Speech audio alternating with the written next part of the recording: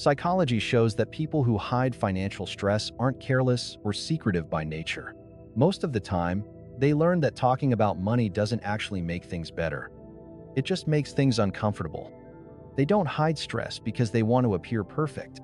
They hide it because, at some point, opening up felt unsafe.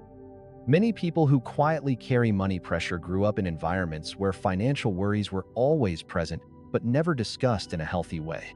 Maybe stress was normalized. Maybe complaints were dismissed. Maybe responsibility came early.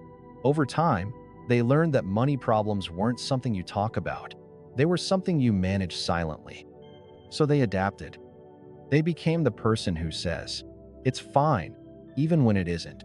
Not because they're lying, but because they don't know how to explain what they're feeling without feeling exposed. Money stress is complicated. It's not just fear. It's guilt. It's pressure. It's comparison. And when emotions don't have clear labels, silence feels easier than explanation. Psychology calls this avoidance coping. It's when someone handles stress internally instead of reaching outward. It creates a sense of control. If no one knows, no one can judge, no one can misunderstand, no one can minimize it.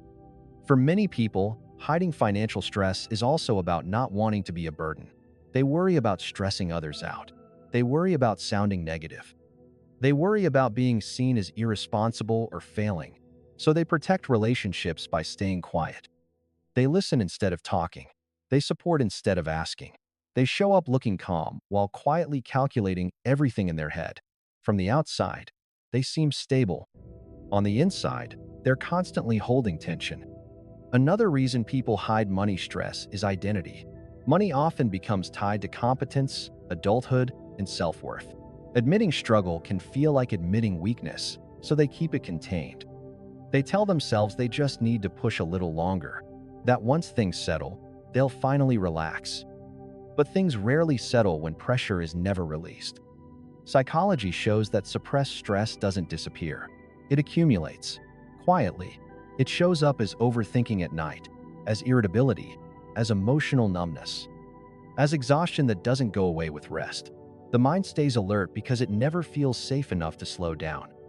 What makes this harder is that people who hide financial stress often don't realize how much they're carrying. Silence becomes normal. Worry becomes background noise. They convince themselves that this is just how life works. And maybe that silence helped them survive at some point.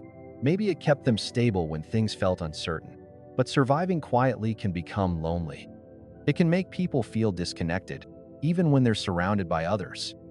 If you're someone who hides financial stress, it doesn't mean there's something wrong with you. It usually means you learned early that handling things alone felt safer than hoping someone else would understand. That pattern makes sense. It protected you. But being strong for a long time doesn't mean you're not allowed to get tired. You don't owe anyone details. You don't have to explain everything. Even acknowledging to yourself that the pressure feels heavy is a step. Silence doesn't make you disciplined. It just means you've been carrying more than you let on.